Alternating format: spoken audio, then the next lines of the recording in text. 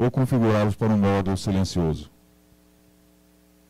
Iniciamos esta sessão pública que está prevista pela audiência número 016/2017/ANTT, de acordo com a deliberação 457 de 13 de dezembro do mesmo ano, considerando também o disposto na resolução 3.705, de 10 de agosto de 2011, que dispõe sobre o instrumento do processo de participação e controle social no âmbito da ANTT. Estão previstas sessões presenciais nesta audiência nas seguintes cidades e datas.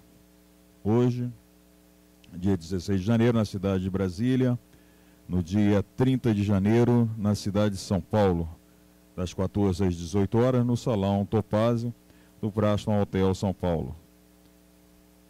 A ANTT fez a divulgação do aviso desta audiência, publicando no Diário Oficial da União, seção 3, página 138, do dia 27 de janeiro de 2018. Também publicou retificação no Diário Oficial da União, seção 3, página 139 e 115, nos dias 28 de dezembro de 2017. E no dia 4 de janeiro de 2018, publicou também essa retificação. Publicou também nos seguintes jornais: Correio Brasiliense, Folha de São Paulo, e foram enviados convites eletrônicos para autoridades do Executivo, Comissão de Serviços de Infraestrutura do Senado Federal, Comissão de Viação e Transporte da Câmara dos Deputados. A documentação completa relativa ao objeto da audiência pública está disponível desde as 9 horas, horário de Brasília, do dia 5 de janeiro de 2018, e no sítio eletrônico da ANTT, www.ntt.gov.br, audiência pública 016/2017. Convidamos para compor a mesa diretora o presidente da audiência pública 016/2017, o senhor José Aires Amaral Filho. O presidente substituto da sessão presencial Brasília, o senhor Leonardo Mesquita Cavalcante. A secretária da audiência pública, a senhora Iana Araújo Rodrigues. O representante da Superintendência de Fiscalização ANTT, coordenador de fiscalização, o senhor João Paulo de Souza. O representante da Procuradoria-Geral da ANTT, o Procurador Federal Rodrigo Kahn. Informamos que esta sessão está sendo filmada e posteriormente será disponibilizada no canal ANTT no YouTube.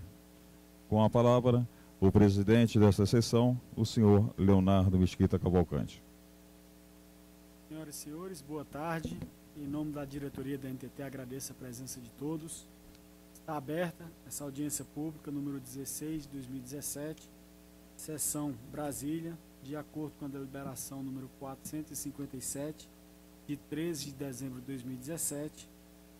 Essa audiência pública tem por objetivo obter subsídios e informações adicionais para o aprimoramento da proposta de resolução e institui o documento eletrônico de transporte com instrumento para caracterização da operação transporte rodoviário de carga.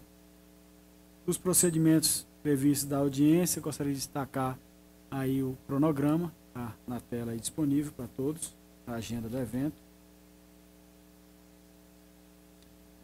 As contribuições por escrito poderão ser encaminhadas das 9 horas do dia 5 de janeiro de 2018 até as 18 horas do dia 5 de fevereiro de 2018, horário de Brasília, por meio do formulário de envio de contribuições disponível no endereço eletrônico do site da ANTT, audiência pública número 16 de 2017, ou por via postal para o endereço da sede da ANTT, no setor de Clubes Esportivos Sul, trecho 3, lote 10, polo 8, Brasília, Distrito Federal, CEP 70.200.003, ou ainda durante essa sessão presencial, quando o chamamento dos interessados se manifestar. A participação pessoal e o direito à manifestação oral durante a sessão presencial estarão condicionados ao credenciamento As contribuições recebidas serão analisadas quanto ao seu eventual aproveitamento e o resultado dessa avaliação integrará o relatório final da audiência pública número 16, 2017, que será disponibilizado no site eletrônico da NTT. Manifestações deverão ser formuladas no idioma de português, de forma objetiva, concisa e devidamente identificada, e as manifestações orais sobre a matéria serão consideradas desde que o seu autor ou representante legal tenha registrado sua participação. As manifestações serão registradas de forma a preservar a integralidade de seus conteúdos e poderão servir de subsídio ao aprimoramento da.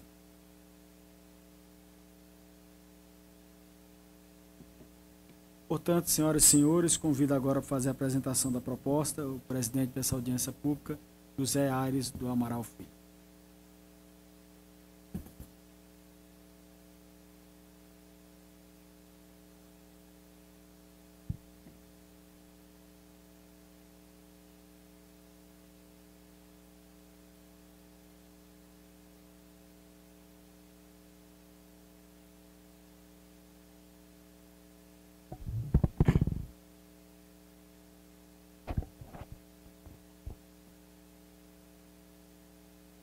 Boa tarde a todos. Gostaria de agradecer a participação de todos vocês. Primeiro venho colocar a importância da participação num evento como esse. A ideia da audiência pública é exatamente colher subsídios para aperfeiçoamento da proposta. E esperamos que venham contribuições que realmente venham acrescentar a proposta, a melhorar. E essa é a primeira sessão, nós já tivemos uma primeira rodada, foi uma reunião participativa, tivemos alguns representantes do setor nessa reunião participativa, já tivemos inclusive algumas sugestões que serão analisados no âmbito do processo de revisão da resolução.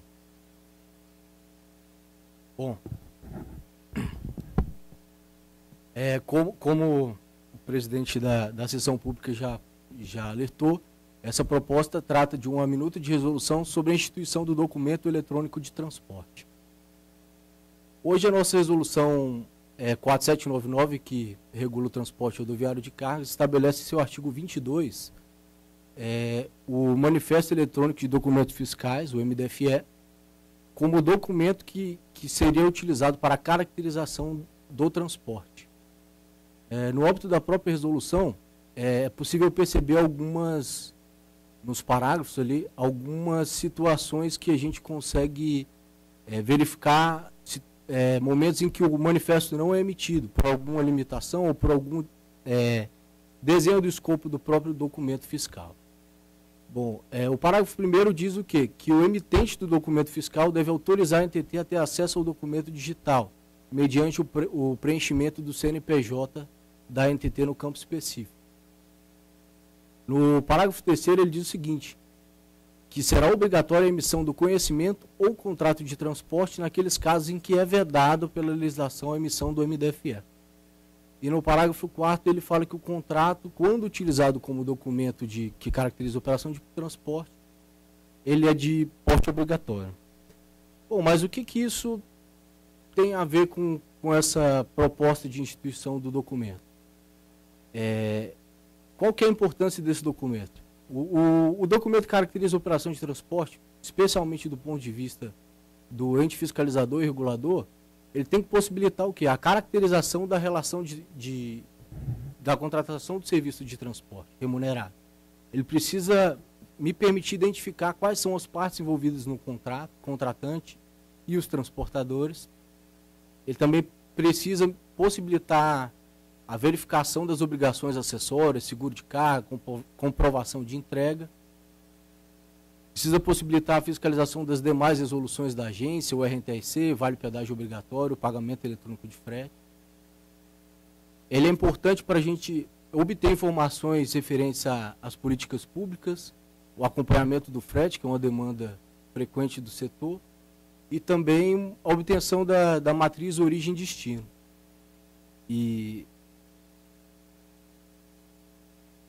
Bom, o gerente de fiscalização, o João Paulo, pode explicar isso aqui melhor que eu, mas vou dar uma pincelada, a qualquer momento se você quiser ter a palavra.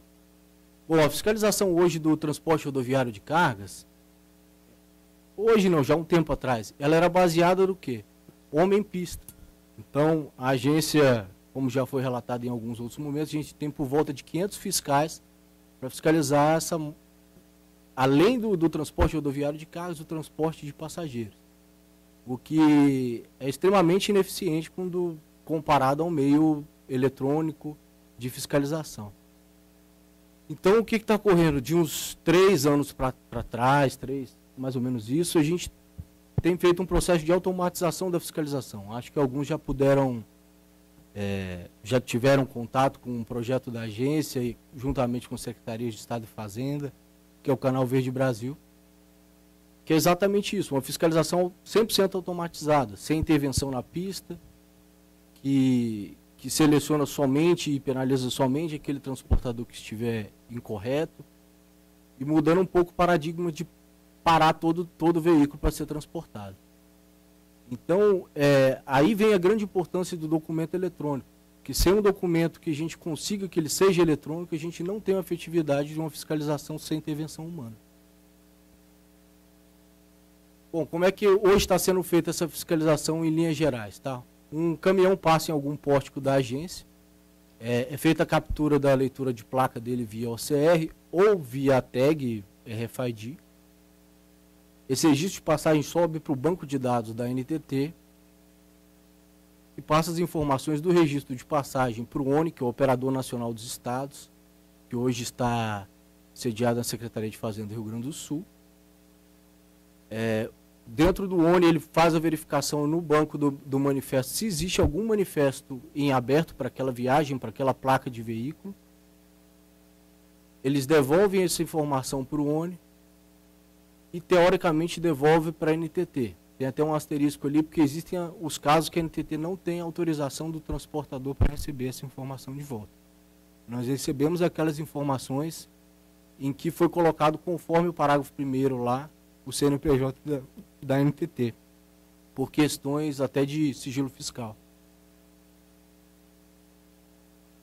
Em linhas gerais, é assim que está ocorrendo a fiscalização automatizada. Bom, a partir daí, o que a gente vê como limitação do MDFE para fins da fiscalização do transporte? Apesar do MDFE ser um documento eminentemente ligado à operação de transporte, ele foi instituído também para atender as questões tributárias. E logicamente, né, quando na sua concepção, algumas limitações surgiram em decorrência porque eles foram para atender esse fim fiscal. Hoje, quem é emitente do MDFE? O emitente do conhecimento, praticamente as empresas de transporte de cargas, e o emitente de nota fiscal eletrônica. E daí surgem algumas limitações, né? Por exemplo, a instituição da obrigatoriedade do manifesto nas operações intermunicipais depende do quê? Da legislação de cada estado. Não é vedado, mas depende de cada estado para legislar a respeito do assunto.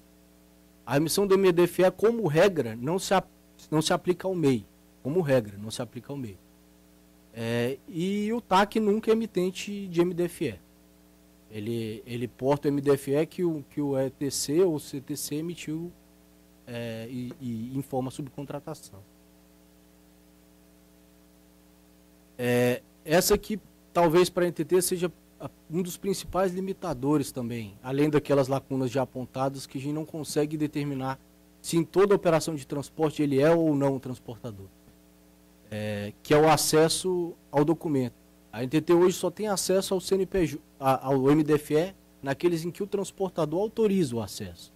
Então, para a gente ter acesso a esse documento, o transportador tem que ir, na hora da emissão, inserir o CNPJ da NTT para a gente ter acesso a essa informação. Outro ponto que a gente tem visto também, já baseado nos dados coletados do Canal Verde Brasil, é o quê? A baixa observância e obrigatoriedade do manifesto. Apesar de, desde outubro de 2014, ele já ser obrigatório para todo modal rodoviário, modal rodoviário, desculpa.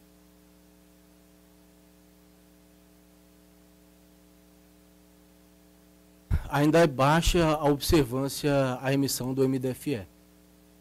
Bom, Quer falar um pouco desse gráfico, João? Sim.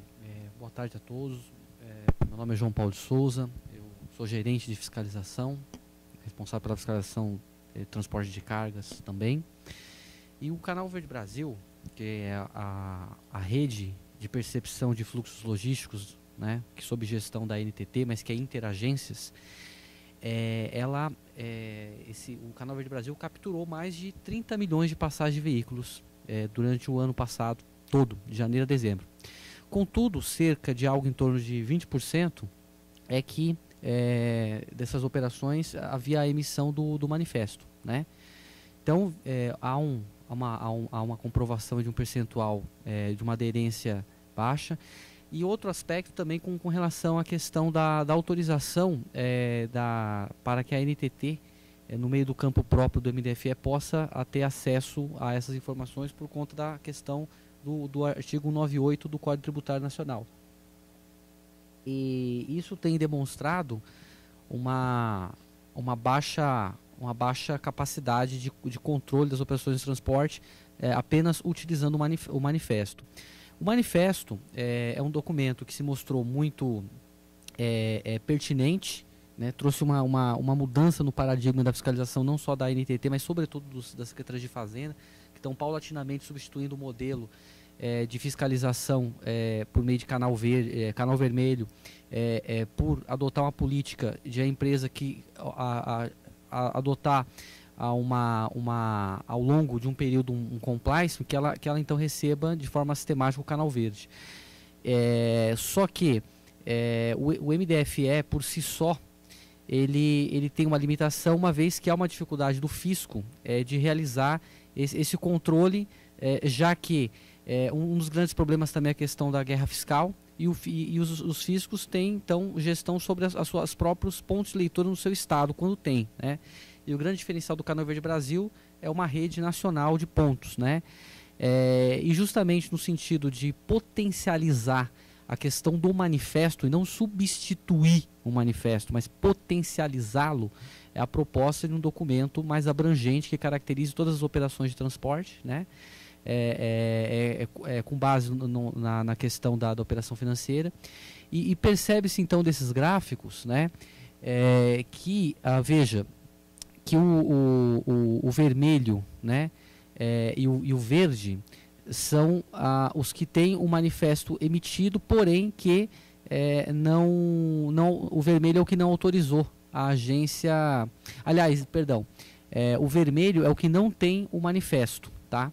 Então veja que é um percentual muito relevante, e sendo que apenas com relação ao verde é que foi autorizado o acesso à agência. Então é muito incipiente do total de fiscalizações o que a agência pode acessar. Muito embora esse pequeno percentual já representou um salto da ordem de mais ou menos 13.000% da capacidade de fiscalizar da NTT.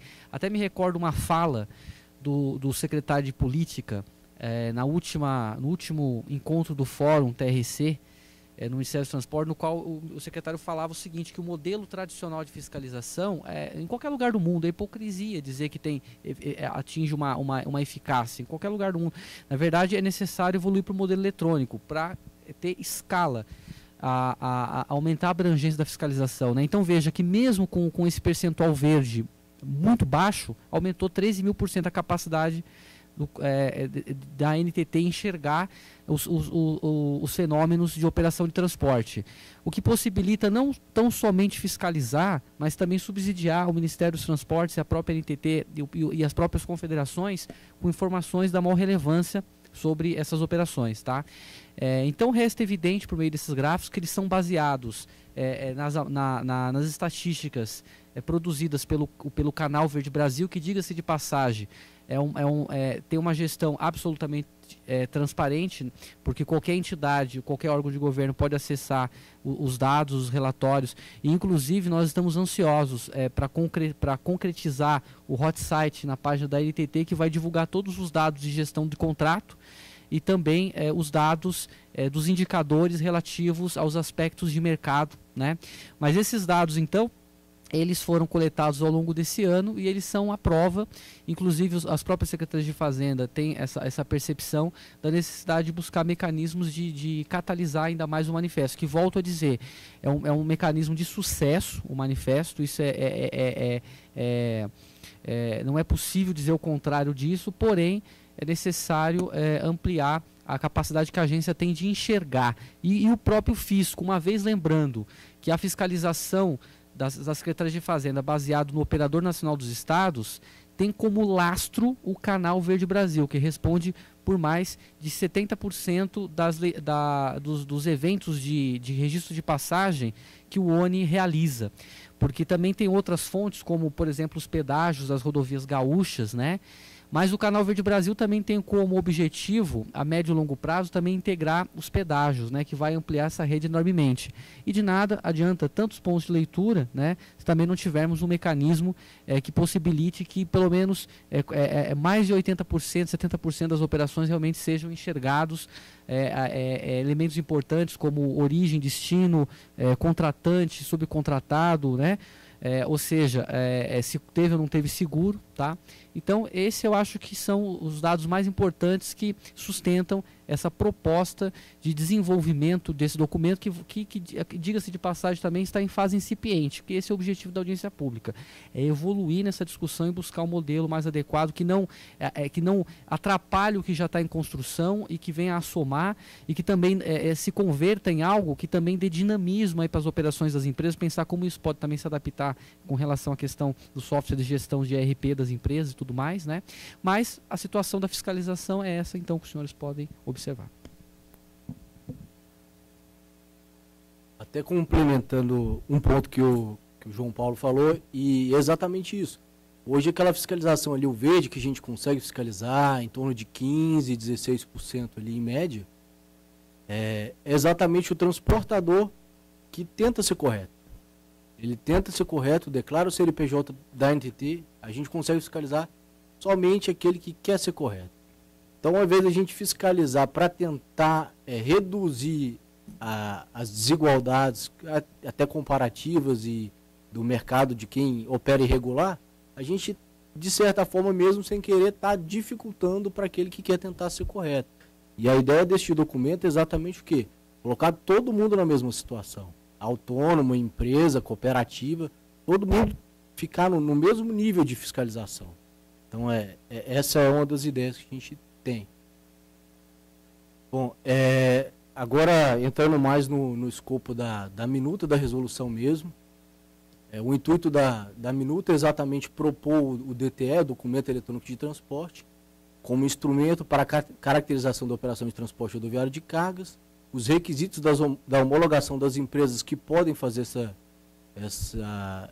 a emissão deste documento, a geração, a operacionalização e controle, bem como as tipificações. Essa proposta inicial é dividida em 9 seções dos conceitos e definições, do documento que caracteriza a operação de transporte, da homologação, da obrigação das vans gateways, dos valores do serviço, do cancelamento da homologação a pedido, do cancelamento ou suspensão da homologação de ofício, das infrações, das disposições finais e transitórias. Bom, aqui é importante, nós vamos destacar só os principais pontos, a gente não vai abordar a resolução como um todo, mas os principais pontos a nosso ver. Bom, conceito do DTE, ele é um instrumento de existência apenas digital, utilizado para a caracterização da operação de transporte, que contém informações que possibilitam a verificação da regularidade da operação quanto às determinações estabelecidas na legislação de transporte rodoviário de carga. Quais são os pressupostos que a gente tentou na hora de conceber o DTE? Primeiro, que é um documento sob gestão da NTT. Então é possível a gente fazer os ajustes necessários conforme o dinamismo do mercado, o que é muito difícil para a agência conseguir interferir, ou apesar do bom relacionamento que temos com o fisco, é muito difícil a gente alterar um documento fiscal, até mesmo porque ele tem outros fins também, alterar layout. Apesar do bom relacionamento, é um processo bem demorado que muitas vezes não consegue acompanhar as necessidades da agência. Então, é um documento sobre a gestão da NTT. Outro ponto que eu já havia falado, todos os transportadores rodoviários de carga, independente da sua categoria, eles têm a obrigação de emitir o documento, para tentar nivelar todo mundo. É possível fazer o quê? O aproveitamento dos arquivos já existentes dos sistemas RP, documento fiscal, inclusive do próprio manifesto, para a geração desse documento. Então, é uma das vertentes que a gente sempre está pensando. Não obrigar o transportador a emitir um novo documento, tudo à mão. Não, a gente quer que seja possível aproveitar a partir dos documentos que ele já tem a obrigação de emitir. Então, a partir desses documentos, ele já puxa informação para a geração do DTE. O documento ele deve possibilitar a identificação pela fiscalização das obrigações de transporte, que é o principal foco nosso. E o DTE tem um lastro na liquidação financeira. Por que a importância da liquidação financeira nessa história? A gente, na reunião participativa, abordamos algumas vezes esse assunto. Se ele for um instrumento meramente declaratório, não é possível a gente fiscalizar com precisão e ter confiança nesse documento e nem nas informações. É um problema que a gente já até relatou na reunião participativa, que quando o CIOT ocorre fora das empresas de PEF, não passa a questão financeira por dentro da PEF, muitas vezes a gente fica inseguro com relação à informação sobre o CIOT. Não que o CIOT não seja um bom instrumento. Ele é um bom instrumento sempre que ele passa via uma empresa de PEF e o pagamento é feito ali. Então a gente consegue ter uma segurança sobre essa informação. O conceito do DTE já foi dito. O DAT, da parte dos conceitos e definições da resolução, né? Seção o DAT, documento auxiliar de transporte, é um documento de existência física ou fiscal, ou digital, que pode ser utilizado para conciliação e liquidação das obrigações assumidas pelas partes do contrato ou conhecimento. Exatamente ele que vai ser o balizador do DTE. Ele é um documento auxiliar que a gente consegue validar. Para cada DTE existe o documento auxiliar específico que está ligado à questão e liquidação financeira.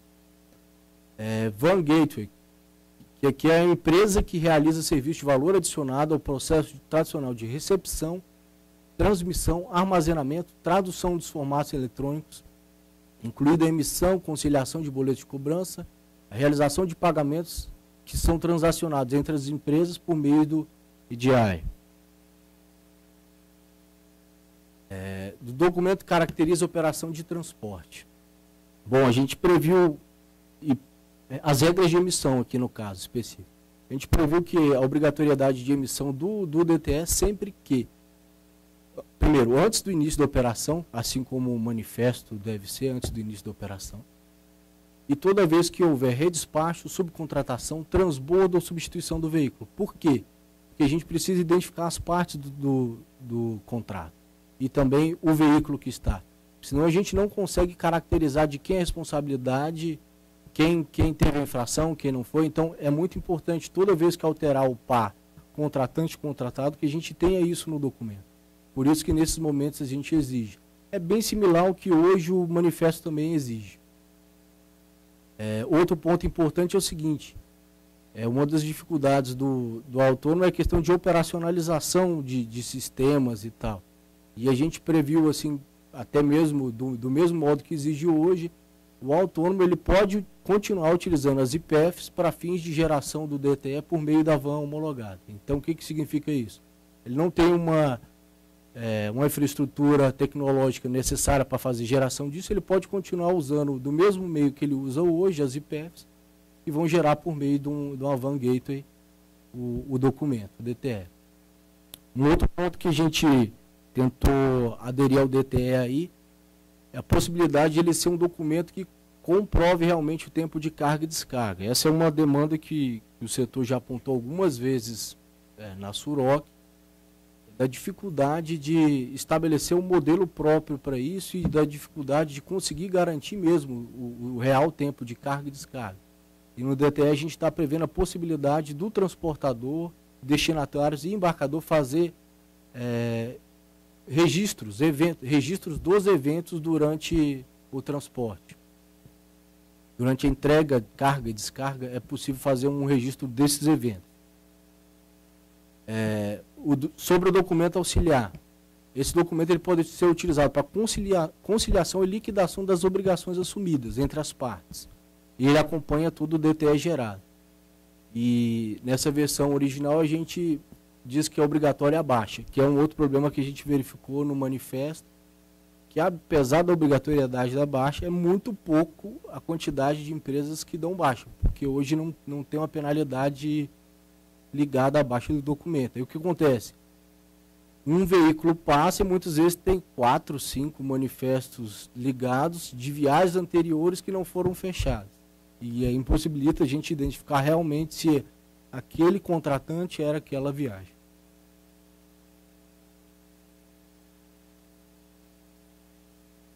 A homologação para fazer o serviço de geração do DTE e DAT. As pessoas jurídicas em atuar como Van Gateway para fins da geração do DTE e DAT, por sua conta e risco, deverão apresentar à NTT um pedido de homologação. Nos artigos 8º, 9º e 10, apresentam todos os documentos e requisitos que serão analisados para homologação. Aqui a gente destacou algumas das principais obrigações das Vans Gateways, inclusive relacionadas com a geração. Primeiro é o garantir o envio automático à NTT, na forma que a gente estabelecer, na periodicidade que a gente estabelecer, o envio dos dados da geração do DTE e do DAT. Outro ponto que a gente colocou também é disponibilizar aos transportadores as ferramentas tecnológicas necessárias para gerar os eventos. Dentro dos eventos está o quê? Entrega da carga, tempo de carga, início da viagem. Disponibilizar aos embarcadores e destinatários ferramentas tecnológicas para que também possam registrar eventuais eventos. Disponibilizar a NTT as ferramentas que a gente consiga gerir, acompanhar a veracidade do DTE e do DAT. E disponibilizar aos transportadores também ferramentas para geração e gestão do DTE e do DAT. Bom, os principais pontos com relação a valores do serviço. A gente está especificando nessa minuta que não vai poder ser cobrado nenhum valor referente à geração do DTE.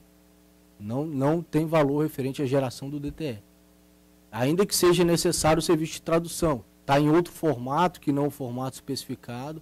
Eles vão fazer a tradução, recuperar aquele documento e não pode ter cobrança para a geração desse documento.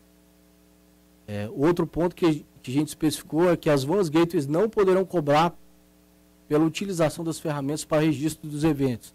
O que é isso? Elas não vão cobrar pelas ferramentas que o transportador vai utilizar para gerar o evento de entrega, para o evento de início da viagem. Os valores referentes às tarifas do serviço de geração e registro do DAT serão estabelecidos por livre negociação, observados os valores praticados pelo mercado, sendo que os mesmos só poderão ser cobrados na liquidação do boleto de cobrança. O que significa isso? Nessa proposta atual aqui a gente especificou o seguinte: o boleto de cobrança sendo uma espécie de balizador dessa operação.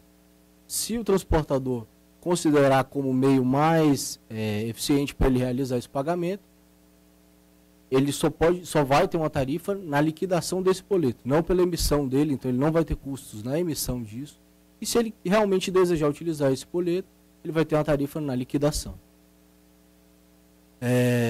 Outro ponto que a gente colocou aqui também é o seguinte: eventuais cobranças pelo uso do DAT como forma de pagamento do frete ao TAC ou equiparado nos moldes da 11442 também correrão às expensas do responsável pelo pagamento, ou seja, os contratantes, e não do transportador.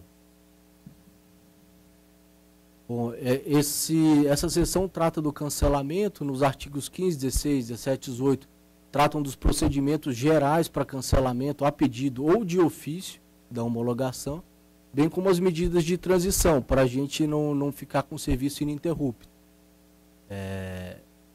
Exatamente, essas medidas de transição servem para quê? Para que a Van Gateway não interrompa o serviço no dia seguinte e fique sem a geração. Então tem regras de transição também. Bom, a seção das infrações, ela trata das principais infrações relacionadas tanto aos transportadores, contratantes, destinatários e embarcadores, bem como as próprias empresas homologadas, Vans Gateway. O que é importante aqui nessas disposições finais e transitórias, né? Aqui a publicação das especificações técnicas para geração virá ocorrer depois, até mesmo porque a gente precisa de uma versão finalizada da minuta para a gente conseguir gerar as especificações, como vai ser gerado, vai ser publicado via SUROP. Vai ser também estabelecido um cronograma para início da obrigatoriedade, assim como foi estabelecido para o manifesto, não foi publicou obrigatoriedade e no outro dia todo mundo tem que emitir. Não. Vai ter um cronograma que a gente vai acompanhar a implementação, a efetividade das ações e conforme o desenrolar do processo a gente vai criando as fases de obrigatoriedade. Um outro ponto que está especificado, que é importante, ao nosso ver, é que a NTT irá acompanhar esses preços praticados pelas vans gateways homologadas. Podendo, no caso, se a gente notar que está havendo algum abuso do poder econômico, a gente definir o preço teto para ser cobrado em tudo isso. Outro ponto é o seguinte: durante o processo de transição até a efetivação, valem as regras que hoje estão previstas na 4799, ou seja, o MDFE continua sendo o documento que caracteriza a operação de transporte até o início do cronograma de obrigatoriedade. Então, o que a gente vê, o que a gente pretende com isso, os benefícios que a gente espera?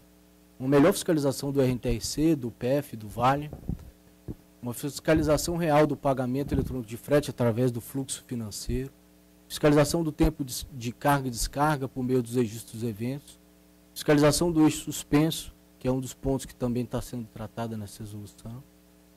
Maior facilidade para a execução, o transportador que tiver algum problema de inadimplência com relação ao contratante, ele tem uma maior disponibilidade, uma vez que um boleto de cobrança é um título executivo extrajudicial, então ele teoricamente tem maior facilidade de cobrança disso.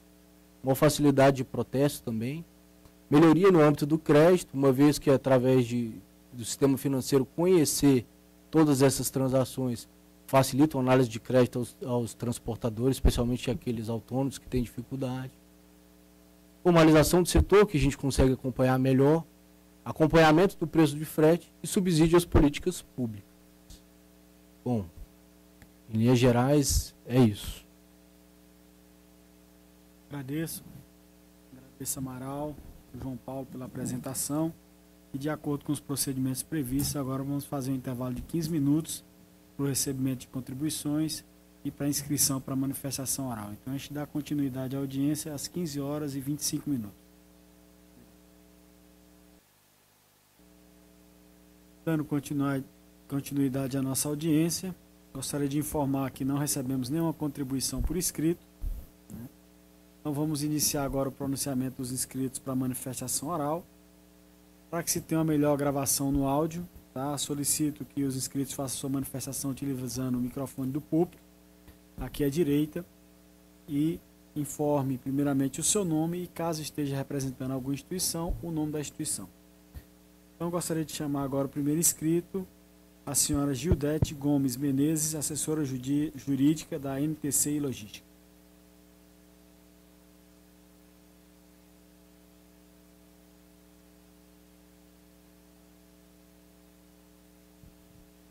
Boa tarde a todos. Meu nome é Gildete Menezes, sou assessora jurídica da NTC. E nosso papel, eu estava falando com o João Paulo e com o Amaral, que eu tive presente naquela primeira reunião participativa que tratou do assunto, né? E assim, o setor tem buscado desde sempre melhorar a fiscalização, ter um setor muito mais homogêneo, muito menos agressivo, né? Uma concorrência mais leal. E a NTC tem buscado colaborar e também cobrar da NTT uma fiscalização mais eficiente, mais eficaz, e tem feito isso participando e colaborando sempre que possível.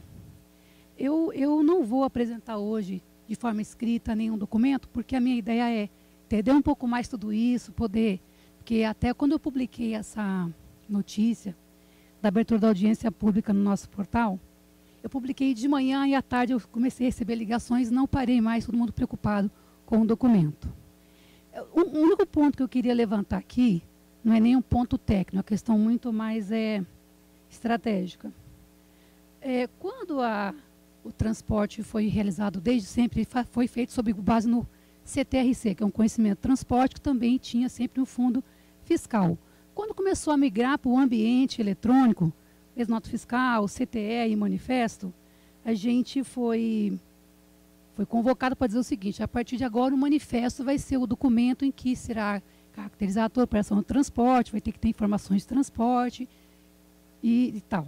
E a NTC, desde o começo, participou do processo, as empresas se empenharam nisso, empresas participaram de grupo de trabalho de piloto para fazer a implantação, ou seja, houve realmente uma movimentação, a dedicação do setor no sentido de colaborar na melhoria dele. Inclusive, quando a NTT, nessa última versão 3.0 do manifesto, exigiu que fossem alguns dados inseridos, dos quais, se não fosse no documento, o documento não seria emitido, embora haja aí algumas falhas técnicas, inclusive no ambiente fiscal. O que eu quero dizer é o seguinte, que a nossa proposta hoje, porque eu li inclusive lá a justificativa da criação dessa audiência pública, da abertura dela e da proposta. Da proposta em si, da resolução, eu não fiz nenhum comentário em cima, vou fazer depois no final. Mas dizer o seguinte: o setor de transporte de cargas, hoje ele está sendo bastante fiscalizado, embora os números de repente sejam poucos, mas de quando foi implantado o manifesto, esse levantamento que foi feito foi em 2017, né? Na realidade a versão 3.0 está ainda engatinhando. A gente imagina que mais para frente esse percentual de 14% passe a aumentar. Estamos trabalhando para isso. Qual que é o nosso receio? Cada vez que o setor ele procura melhorar a fiscalização e trazer um tipo de proposta, ele traz mais alguma obrigação. Porque a nossa ideia é a seguinte, é que se fosse criado um documento novo, esse substituísse outros documentos e você ficasse com um único documento, que facilitaria todo o processo. O que se vê aqui é a criação de mais um documento e de mais uma obrigação, embora você vá buscar dados nos documentos existentes hoje. Então, assim, eu particularmente não consigo enxergar que o DTE poderia resolver todos esses problemas. Tá? Então, a gente optaria o seguinte, considerando o tempo de implantação do manifesto, que começou em 2010 até hoje, a versão 3.0, o que as empresas já fizeram de implementação, de adequação, de mão de obra, de custo nisso, a gente poderia tentar pegar juntos, colocar todos os atores aí, Receita, Fazenda, empresas, e usar o manifesto, melhorar, aprimorar o manifesto, para que as informações hoje, que deixam lacuna para uma fiscalização mais eficaz, fossem superadas.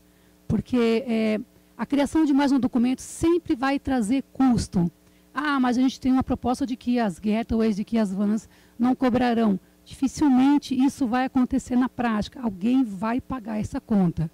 E, por experiência própria, geralmente fica para o transportador, embora vá envolver aqui os embarcadores. Eu entendo, compreendo a NTT, sou uma pessoa que procuro sempre colaborar, mas nesse momento, a princípio, a posição do nosso setor é de que seríamos contra a criação de um documento novo e sugeríamos que a gente fizesse o aprimoramento do manifesto eletrônico. Tá? Embora seja, foi como o próprio Amaral falou no começo, está começando, vamos estudar juntos, a gente sempre vai estar presente, mas eu tenho que deixar aqui dizer o seguinte, que o nosso setor, hoje, eu não consigo ver que o DTE vai recair sobre outros que já não cumprem suas obrigações. E ainda mais você envolvendo aí a questão bancária, a questão financeira, outras instituições meio que fora da nossa realidade, porque há o benefício de usar como documento de cobrança tal, as empresas já têm mecanismo de cobrança hoje, que não necessitariam, por exemplo, de ter um boleto para poder lastrear isso, embora seja uma questão muito técnica, estou dizendo aqui muito por cima, porque pelo que eu entendi aqui. E dizer o seguinte, que a NTC sempre vai estar presente, colaborando na melhoria do setor, mas nesse momento o nosso posicionamento é de que poderíamos estudar melhor a situação, esperar um pouco melhor isso tudo e aprimorar o manifesto eletrônico. E como sugestão aqui meio que rapidamente, dizer o seguinte, hoje na versão 3.0 do manifesto, foi dito que se você não colocar informação, por exemplo, da averbação do seguro, do CIOT, do RNTRC, são dados necessários para a emissão do documento eletrônico, sem os quais o documento não é emitido. Então, talvez poderia também, nessa mesma linha, exigir que, se não tivesse o CNPJ da NTT no documento, não geraria ali o XML, não geraria ali a validação da Cefaz para a emissão do documento, como uma forma de tentar segurar isso aí. E aqueles dados que hoje, pela leitura aqui, é o seguinte, informações, pelo que eu li aqui, as informações que são necessárias para uma fiscalização eficaz, das quais eu levantei aqui, a maioria delas são contempladas no manifesto. Uma que eu, por exemplo, não enxerguei ali, talvez seja o contratante ali, quem está contratando o serviço. Então, poderia colocar, eu sei que é a questão. Agora, eu não sei até que ponto, por exemplo, a questão de informações de frete. Não sei se o manifesto contempla isso, eu acho que não. Mas, assim, pelo que eu pude ver ali, apenas a questão do contratante seria uma lacuna deixada para que fosse feita uma fiscalização eficiente. Então, eu acho que pegando os pontos hoje que não estão, que foram levantados, e trabalharmos nele para complementação do manifesto, a gente conseguiria aproveitar todo o esforço que foi feito até hoje, e ao invés de criar um documento novo, e a gente vai saber quando isso vai entrar em vigor, o custo que vai ter, ainda mais envolvendo outros terceiros numa relação que geraria um custo maior para o setor. Ok? Obrigada. É essa, por enquanto, a nossa colaboração. Obrigada. Agradeço, Judete Gomes Menezes, assessora jurídica da NTC, pela contribuição. Gostaria de chamar agora o senhor Clóvis Pérez, auditor fiscal da Receita Federal do Brasil.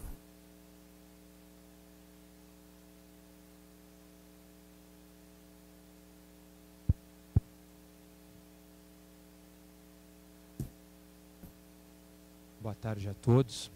Primeiramente, queria cumprimentar os colegas, já faz algum tempo que nos encontramos em outros fóruns. Sei o quão difícil é, na situação de poder público, buscar os mecanismos de controle ao mesmo tempo que nós buscamos a simplificação dos procedimentos. Então, queria iniciar parabenizando os colegas pelo esforço que eu sei que existe e que é em prol da sociedade. Eu só queria perguntar e questionar, vim à audiência para entender um pouco melhor, se realmente em algum momento, porque eu trabalho em uma das áreas da Receita Federal, né, se não deveríamos evoluir um pouquinho mais essa questão antes de pensarmos especificamente nesse caminho. Porque, como os senhores sabem, o MDFE é um dos módulos do Sistema Público de Escrituração Digital, do SPED. E nós temos feito um grande esforço para simplificar e para unificar e até mesmo eliminar documentos fiscais, né? Então, a proposta aqui seria, uma pergunta, né, até que ponto isso já foi discutido, né, com o Fisco Federal, talvez em outras instâncias que me escapem nesse momento, né, e propor que a gente rediscuta um pouquinho mais aprofundadamente o próprio uso do MDFE. Ou, se for o caso, bom, que movamos para outro caminho. Mas eu penso assim, o MDFE hoje já é um documento que está institucionalizado e me parece, do que eu li na seara do que a colega comentou anteriormente aqui, há talvez pouco que se precise melhorar ou aprimorar no manifesto para se chegar ao nível do que a NTT precisa. Nos preocupa um pouquinho essa duplicidade de bases, né? E ainda que talvez não haja no primeiro momento custo para o setor privado, pode haver uma duplicidade de bases e até mesmo vamos dizer assim, um custo, não vou dizer Brasil, mas um custo para a sociedade em geral. Nossa preocupação é essa, né? É a preocupação de verificarmos primeiro de que forma a gente pode aprimorar os instrumentos que já existem e, para isso, coloco aqui a nossa equipe lá na Receita Federal à disposição. Okay? Agradeço, Clóvis Pérez, pela contribuição, auditor fiscal da Receita Federal do Brasil, e o Amaral vai comentar.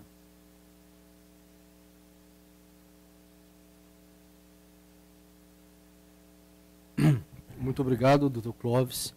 Realmente é bem complicado a gente conseguir balancear aí até onde vai a nossa ação como Estado, até onde vale a pena a gente interferir na operação, até onde a gente consegue garantir eficiência e fiscalizar obrigações e direitos. Realmente é muito difícil.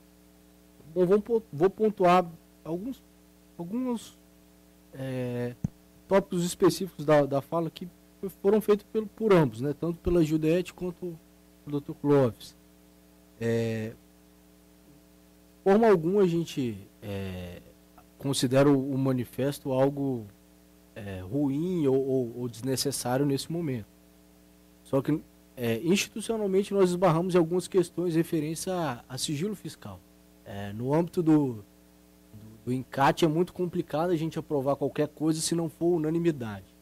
E, infelizmente, por questões tributárias com relação ao acesso, a gente não conseguiu unanimidade até hoje para a gente conseguir ter um acesso full. A sugestão da Judete com relação à inclusão do CNPJ, a gente não consegue limitar, obrigar, e até mesmo houve um parecer de São Paulo, Secretaria de Fazenda de São Paulo com relação a isso, que uma obrigação de não emissão de não colocar o CNPJ, de não informar o CNPJ no campo específico, indiretamente a gente quebraria o direito ao sigilo fiscal. Se a gente obrigasse, era uma forma indireta de quebrar o sigilo fiscal da transportadora. Sim, de nenhuma forma a gente encerra nossas conversas com o fisco para melhorar, não. De forma alguma, acho que a gente tem que caminhar, melhorar. É uma proposta que a gente está trazendo ao setor para tentar melhorar nossa ação frente ao setor e diminuir a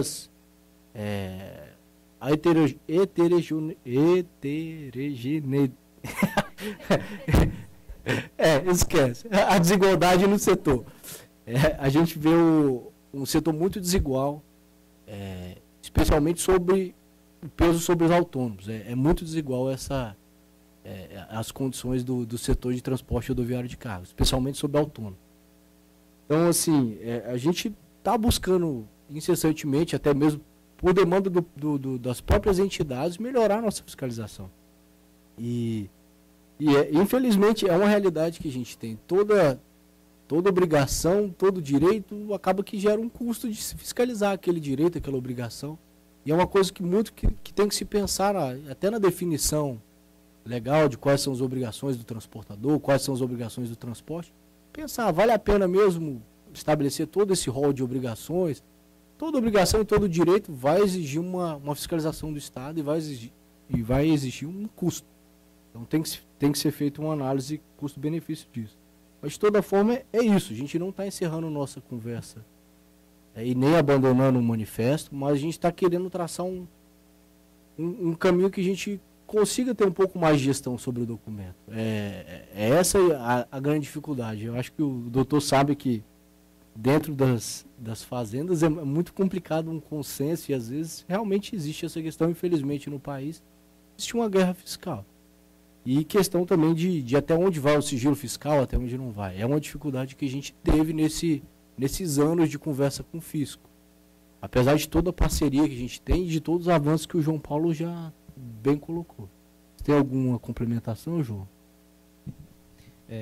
Que, na verdade, a questão desse documento e associar ele ao meio de pagamento, né, para também induzir a que o pagamento seja eletrônico, ele traz uma maior rastreabilidade das operações e isso agrega ao SPED, né? Da mesma maneira que, por exemplo, no âmbito do transporte internacional, a criação do DUI, né? Que ele varre um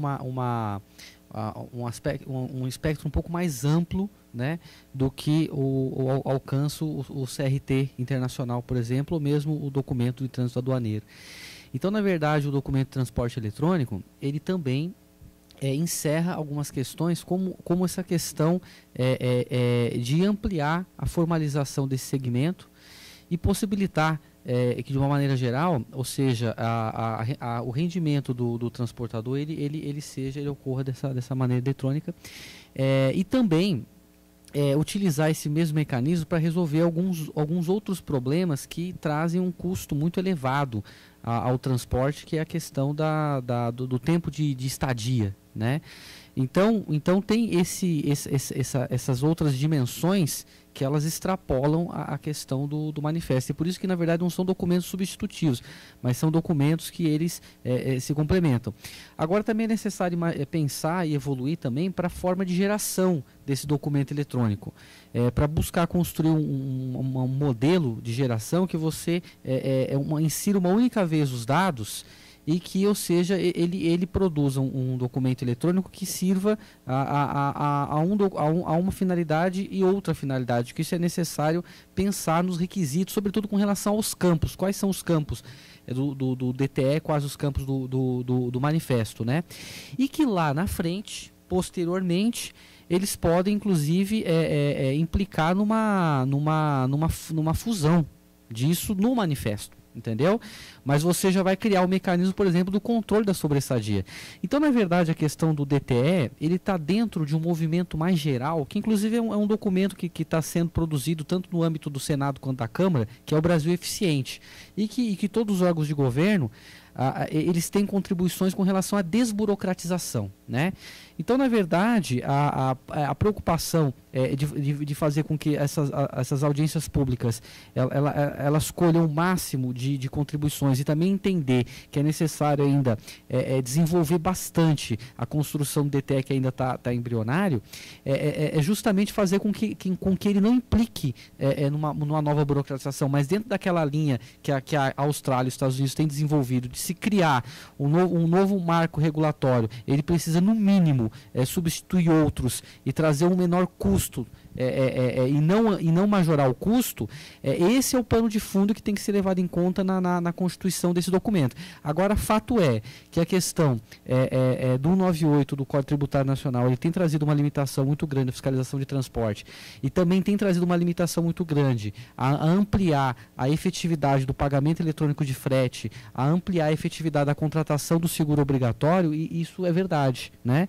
E tanto que, por exemplo, as operações em conjunto, que a NTT, a Receita Federal, a Polícia Federal, a Polícia Militar, com relação à questão da carta frete, no Mato Grosso, teve no Goiás também, mostra que mesmo com os documentos eletrônicos, com o Canal Verde Brasil, existem muitas operações que elas ocorrem sem a geração dos documentos, né? Então, ou seja, é necessário buscar alcançar esses aspectos que, como aquele gráfico mostrou, muito embora diversas operações tenham emitido o manifesto, mas não tem sido possível que se fiscalize a questão, porque você não tem o dado contratante, entendeu? Então, na verdade, o esforço é não burocratizar, tá? Ter como longo prazo uma perspectiva de fusão disso e buscar uma alternativa que realmente ela seja viável do ponto de vista da geração desse documento e que também ela tenha essa premissa de que esse novo marco, na verdade, ele traga no seu conjunto a redução do custo. Eu vou dar um exemplo disso. Nós estamos também fazendo um investimento muito grande na questão da pesagem em alta, que até já foi objeto de uma outra audiência pública, da pesagem na velocidade regulamentada da via, né? Utilizando tecnologias de pesagem então, em alta velocidade.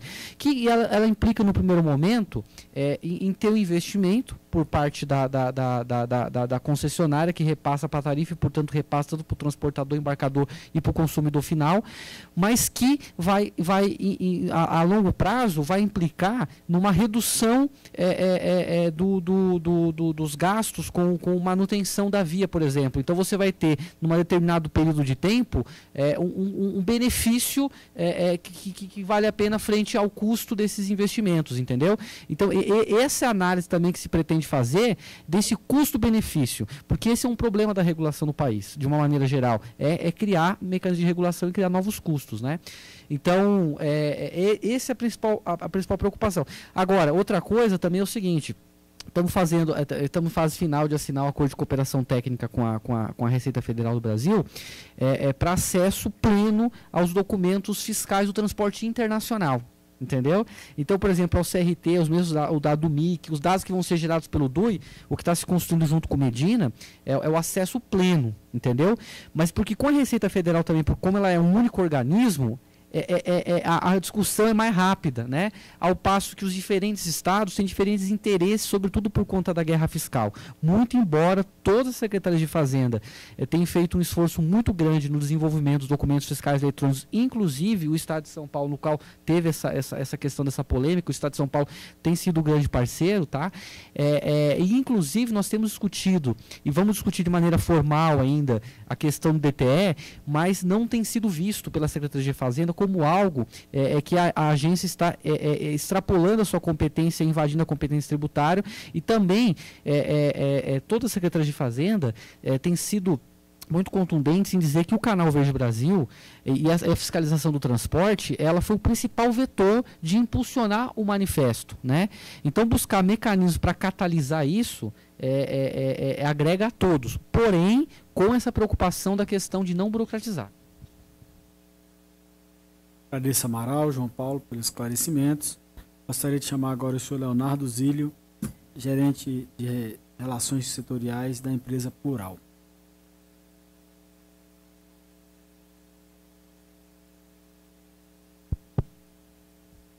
Obrigado, boa tarde. Primeiro gostaria de cumprimentar, em nome de toda a NTT, o Leonardo, o Amaral, demais participantes da mesa, e fazer uma manifestação, como foi dito no começo dessa reunião, em prol da discussão. Primeiro tentando entender um pouquinho melhor quais as ideias que estão sendo discutidas e tecer algumas considerações, tentar sanar algumas dúvidas também. Faço coro aos colegas anteriores, no sentido de que, fazemos coro ao plural, né? No sentido de que a primeira impressão é de que o DTE seria um documento em substituição a uma série de documentações que hoje já são cobradas, né, de transportadores e de embarcadores, e que isso então viria exatamente facilitar, desburocratizar, aumentar a eficiência nas operações de transporte, o que é absolutamente bem visto pelo setor embarcador, representando aqui o setor de distribuição de combustíveis, né? Entendemos essas limitações expostas pelo Amaral anteriormente e concordamos que talvez seja o caso de nós ampliarmos um pouco mais essa discussão, irmos um pouco mais a fundo para ver quais as formas que seriam possíveis de, primeiro, eventualmente aprimorar o MDFE, segundo, eventualmente pensar numa substituição desse por uma ferramenta nova, de forma que pudéssemos ter uma eficiência maior nesse processo como um todo. Tem algumas dúvidas, talvez operacionais, que eu gostaria de levar à mesa. A primeira delas, no que diz respeito ao artigo 4º, né, o inciso 1º H, tá? Só para tentar deixar bastante claro aonde que nós estamos nos referindo. Mas, na visão da NTT, qual seria, por exemplo, as consequências práticas se um caminhão, né, se um serviço de transporte tivesse que, no meio de sua rota, já com o DTE emitido, etc., se ele tivesse que alterar a sua rota, alterar a sua origem e destino, né? Exemplifico, em dezembro nós tivemos algumas paralisações de bases de distribuição. Então, por exemplo, o abastecimento de querosene de Brasília ele é feito por Betim, Minas Gerais, por exemplo, né? Então, no meio dessas paralisações, para que não fosse comprometido o abastecimento do polo Brasília, alguns caminhões de outras bases, inclusive outros estados que não Minas Gerais, foram desviados de suas rotas e enviados a Brasília, por exemplo, né?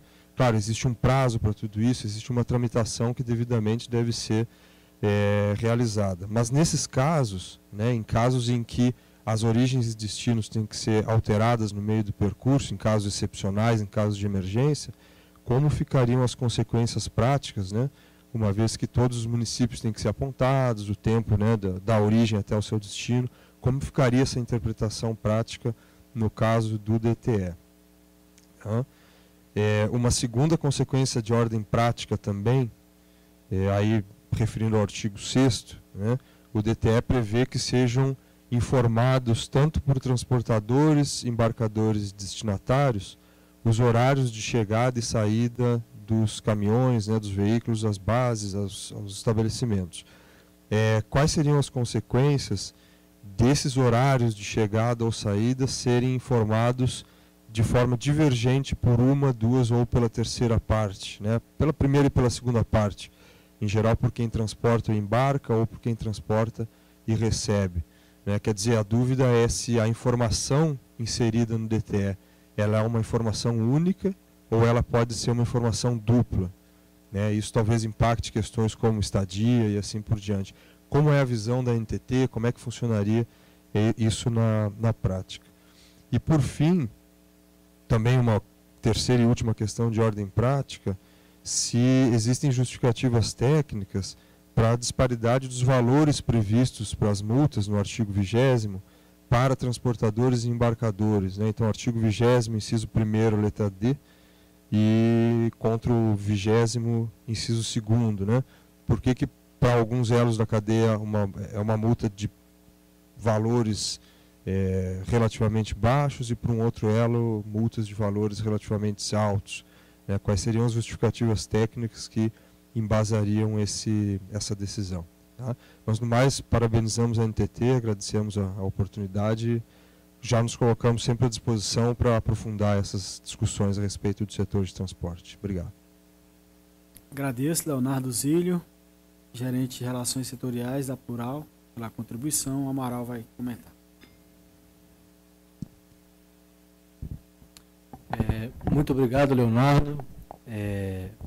Suas perguntas foram bem pertinentes. E, assim, não vou responder com o nível de complexidade e de detalhamento que talvez fosse necessário para tirar todas as suas dúvidas, mas ao contrário do que se imagina hoje com relação à questão de origem e destino, no manifesto já exige uma nova emissão, mas a princípio isso não seria um fator de geração de infração, porque a gente reconhece realmente que o transporte é dinâmico e muitas vezes existem alguns fatores que demandam alteração de trajeto. A gente já tem experiência aí no Vale Pedágio. Então, assim, é mais uma informação que vai servir de balizador para uma ação fiscalizatória nossa, para uma ação de auditoria também com relação aos dados. E a ideia aqui não é fiscalizar ponto a ponto, mas com base em uma série de dados, a partir de uma série de dados gerados, entendeu? Não seria alguma coisa assim pontual, eu tive que alterar por conta de um incidente A ou B ou C. Com relação ao artigo 6º, a princípio, com relação ao tempo de carga e descarga, a gente vê assim, a possibilidade de duplo registro. Da mesma forma que com o artigo 4º não é um negócio assim binário, sim ou não da pontuação do horário pelo embarcador ou destinatário, diferente do transportador. O que a gente vai ficar de olho é naquelas disparidades muito grandes, que alguma coisa está errada. Se questão de minutos, é previsível que aconteça essa diferença de registro de tempo de carga e descarga. Agora, grandes disparidades, minimamente houve algum problema significativo aí. E é um indício que a gente possa fazer uma fiscalização, uma auditoria ou até mesmo um FDE direcionada para tal embarcador ou destinatário. Bom, com relação às penalidades, diferença aí entre os níveis de penalidade, a gente considerou alguns pontos, né? Primeiro, algumas infrações a gente considerou uma dosimetria um pouquinho mais pesada. Também é discutível, a gente pode vir a discutir, mas com relação ao seguinte, determinada informação que falte, ela pode ser impeditiva de uma fiscalização. Então, eu não tenho como penalizar ela menos do que uma outra. Ou determinada ação, a gente considera ela mais potencialmente causadora de um dano para o mercado do que a outra. Então, a gente avaliou mais ou menos com essa dosimetria, mas nada impede que a gente venha a discutir ou rediscutir a ponderação das infrações. Mas, em linhas gerais, foi o que a gente tentou utilizar como balizador para as infrações.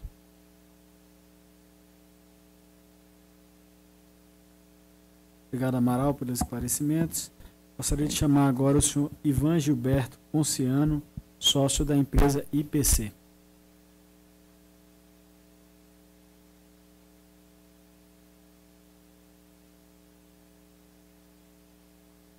Boa tarde a todos.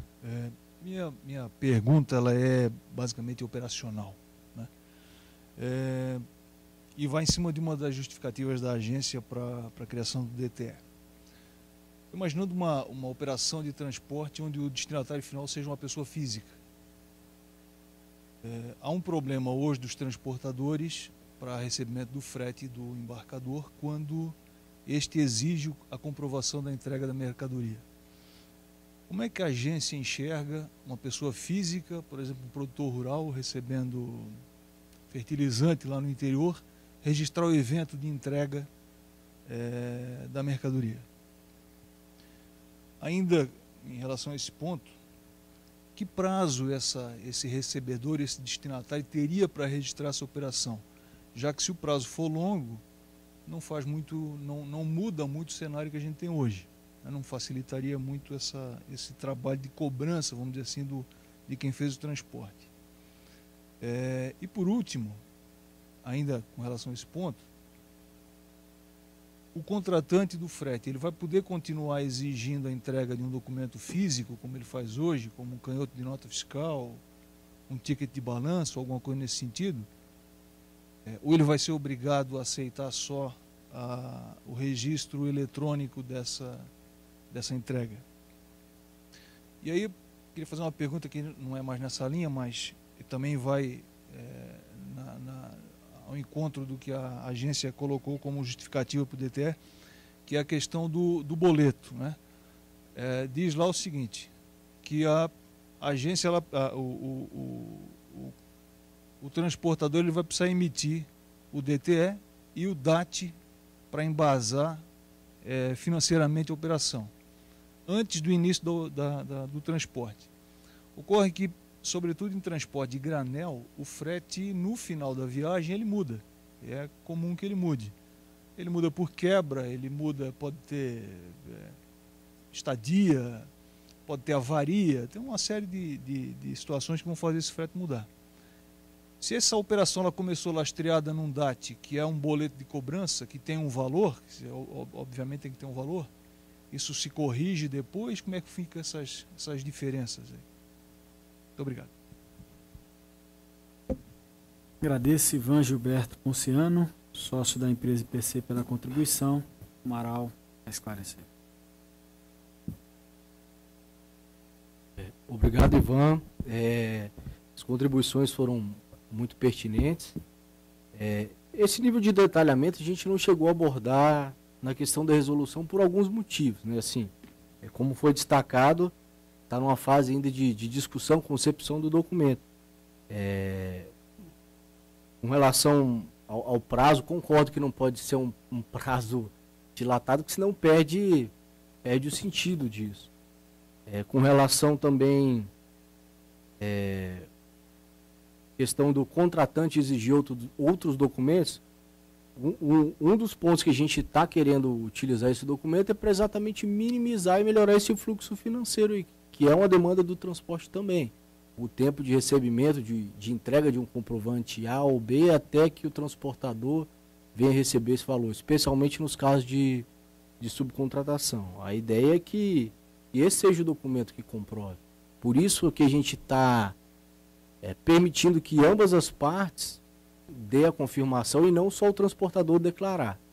Mas também, como foi dito com relação aos demais pontos, não vai ser uma questão tão binária assim, sim, não, teve um apontamento diferente, é multa. Não é isso. Para a gente avaliar um comportamento, para a gente potenciar uma ação fiscalizatória. O problema é que hoje a gente não tem esse tipo de informação suficiente para embasar uma ação num contratante, num embarcador, ou até mesmo num transportador que subcontrate esse serviço. Então, assim, a partir do recebimento dessas informações, a gente consegue ter uma ação mais direcionada para quem eventualmente seja um potencial infrator. Então, a partir desses dados, a gente consegue ir mais acima.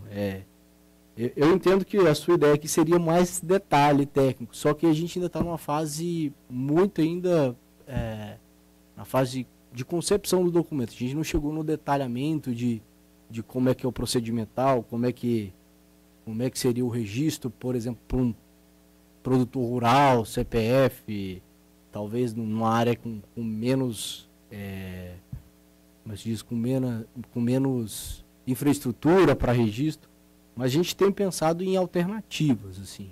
Ainda não está nada fixo porque precisa ser melhor trabalhado os detalhes técnicos. Até mesmo porque a gente falou assim, não, vamos fazer o primeiro esforço de apresentar a proposta, uma vez que aprovada e a gente consiga chegar numa melhor versão possível, a gente adeque os procedimentos operacionais. Assim como ocorreu no PF, no Vale, foi a visão geral e depois a gente veio aperfeiçoando os procedimentos, tanto por manuais de integração, portarias e estabelecendo melhor os procedimentos. Peço desculpas por não responder no detalhe técnico que gostaria, mas por enquanto é o que a gente pensa. Agradeço, Amaral, pelos esclarecimentos. Gostaria de informar que não tem mais nenhum inscrito. Gostaria de saber se alguém gostaria de se manifestar. Por favor, dirigir ao público, informar o nome e a instituição, caso esteja representando alguma instituição.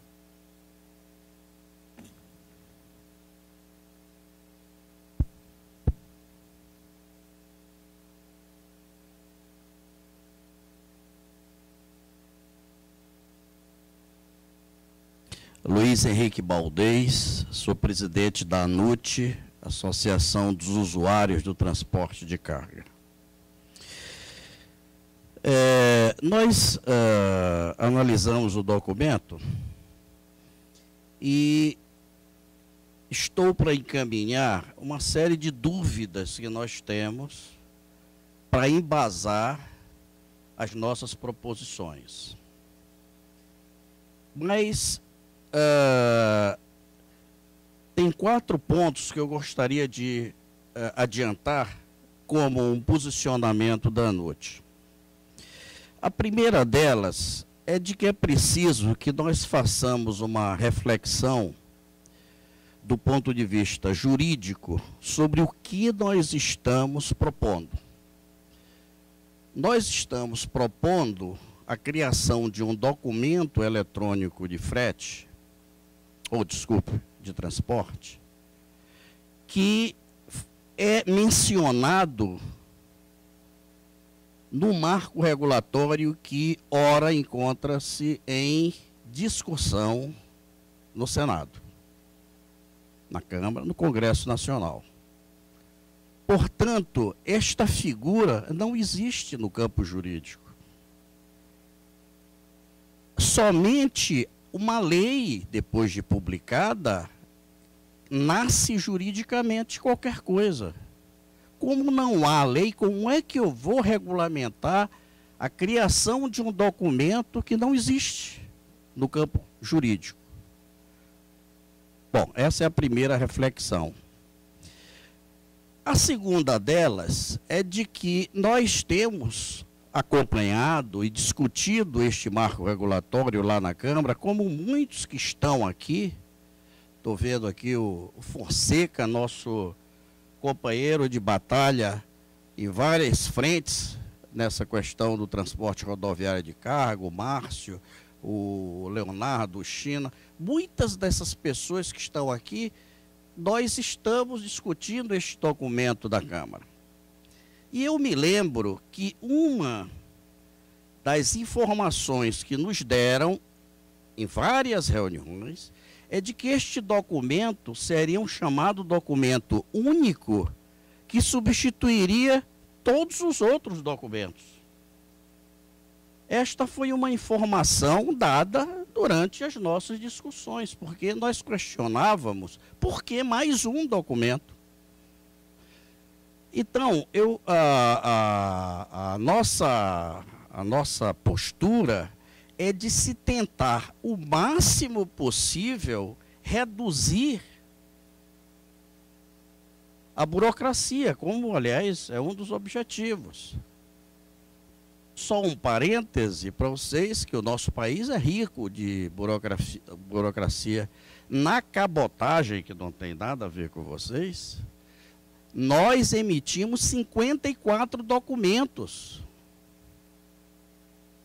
Quando no longo curso, na navegação, são 4. Na cabotagem, que é uma questão interna, são 54. E não conseguimos reduzir. Então, voltando ao nosso assunto, a minha sugestão, fazendo coro à representante aqui da NTC, ao representante da Receita Federal, ao que Leonardo também falou para nós, de que nós precisamos sentar para fazer, talvez, do manifesto o documento. Ele tem dificuldades? Quais são as dificuldades?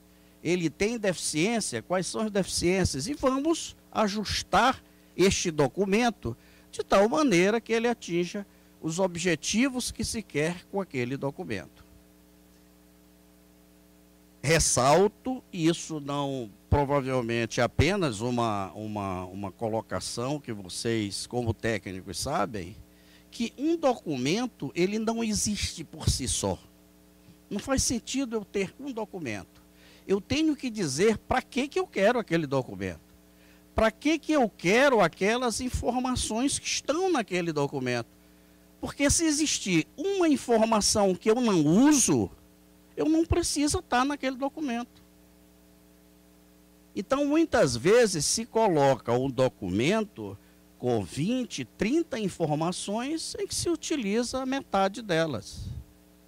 Então, é preciso que e aí vem a nossa proposição, que é o seguinte: a primeira delas seria uma reunião técnica com essas pessoas, várias que estão aqui, que a gente pudesse debater a existência ou não deste documento, a partir dos que já existem. Na perspectiva de que é melhor otimizar o documento que existe do que criar um novo documento. Segunda proposição, nós gostaríamos de que, como há um prazo para a existência da audiência pública, 5 de fevereiro, para nós mandarmos as contribuições, poderia se tornar uma medida inócua de encaminhar proposições, no sentido de que, se a comunidade que vai atender a NTT no seu processo de fiscalização, junto com a NTT, entender que é melhor se ajustar os documentos existentes do que eu criar um novo, perde o sentido a própria audiência pública. E, por último, eu gostaria de, portanto, só para ficar bem clara a nossa proposição, era de adiamento do término da audiência pública, não é suspensão, é adiamento do término até que se viabilize esta reunião, e aí sim nós façamos as proposições num tempo um pouquinho mais largo, até para dar tempo também de nós discutirmos o marco regulatório lá no Congresso Nacional. Eu queria pedir ao presidente, se fosse possível, deixar os nossos questionamentos, que, se fosse possível, até a NTT nos informar se uma pessoa que a gente pudesse ligar para discutir e explicar quais são os nossos questionamentos, mas que, principalmente, despojasse de qualquer forma de crítica, não é essa a minha posição aqui, mas que a gente sentasse como responsáveis que nós somos pelos vamos chamar assim, pelos destinos desta nação, deste país, no sentido de transformá-lo com mais eficiência, ou melhorar a eficiência na gestão pública do transporte. Obrigado. Agradeço, Luiz Henrique Baldez, presidente da ANUT, pela contribuição. A gente vai protocolar essa contribuição como contribuição escrita da audiência. Vou passar a palavra ao Amaral, que vai fazer alguns esclarecimentos.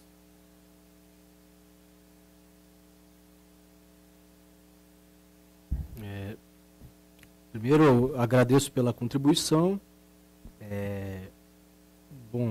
Boa parte das contribuições não dá para a gente responder aqui de imediato, mas, de toda forma, doutor Luiz, estamos abertos sim à discussão, ao debate, para verificar o que é possível fazer, qual que é a melhor alternativa.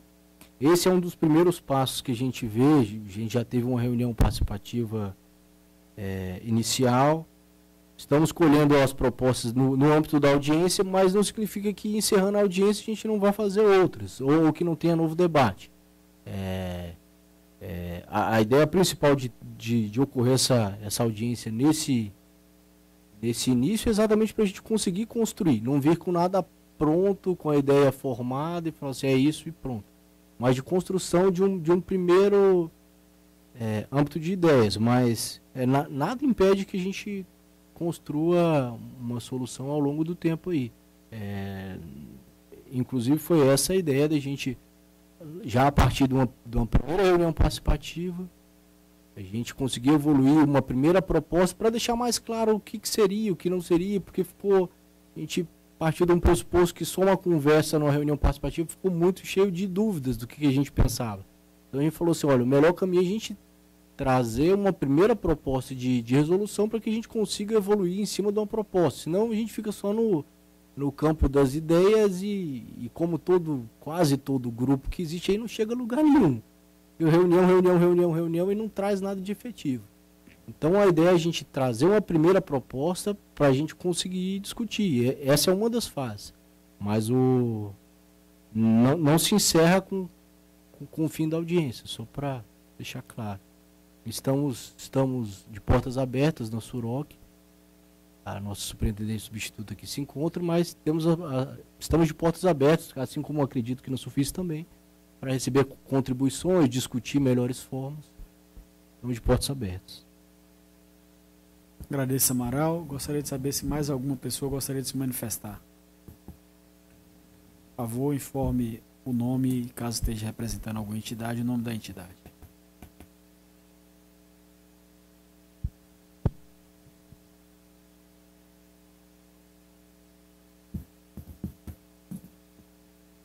Boa tarde. Meu nome é Márcio Maciel, eu sou Relações Institucionais da ABIOV, Associação Brasileira das Indústrias de Óleos Vegetais. A ABIOV representa as traders de commodity, especialmente a soja no Brasil. E assim como os colegas comentaram aqui antes, especialmente a Receita, eu vim aqui primeiro para escutar, para entender um pouco qual é a proposta, dei uma olhada na proposta de regulação antes. E, novamente, assim como NTC, Plural, ANUT e a própria Receita, a ABIOV vê com um pouco de preocupação a criação de um documento que não visa substituir outro. Nas discussões do marco regulatório de cargas, isso foi posto à mesa várias vezes, falando que seria um documento único para substituir os outros, e a gente enxerga isso de uma maneira super positiva, porque boas práticas regulatórias, como vocês citaram, no mundo inteiro, focam na simplificação, né? Simplificação de procedimentos, porque independente de gerar custo financeiro ou não, a gente está gerando custo de transação, que é tempo, gastos que cada empresa, o próprio Estado, todo mundo ligado na cadeia está enfrentando para preencher esses documentos, enfim, para cumprir qualquer outra regulação envolvendo isso.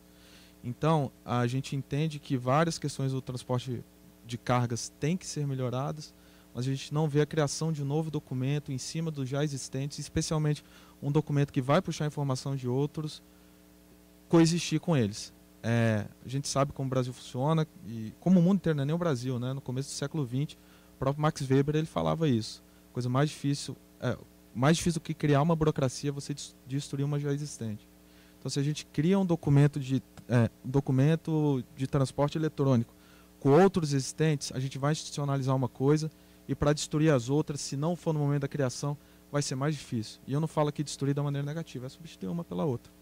Então, em nome da ABIOV, eu venho manifestar que é uma coisa essencial a gente migrar de um documento para o outro, ou então continuar no manifesto ou qualquer outro e aperfeiçoá-lo para a gente atingir o objetivo da regulação. Eu dei uma olhada aqui, e aí eu vou entrar no segundo ponto a dúvida de fato que a gente tem, no análise de impacto regulatório que vocês fizeram, e lá na análise disponível no site, diz que a regulação ela não está visando corrigir uma falha de mercado, né? Tem um outro objetivo isso daí.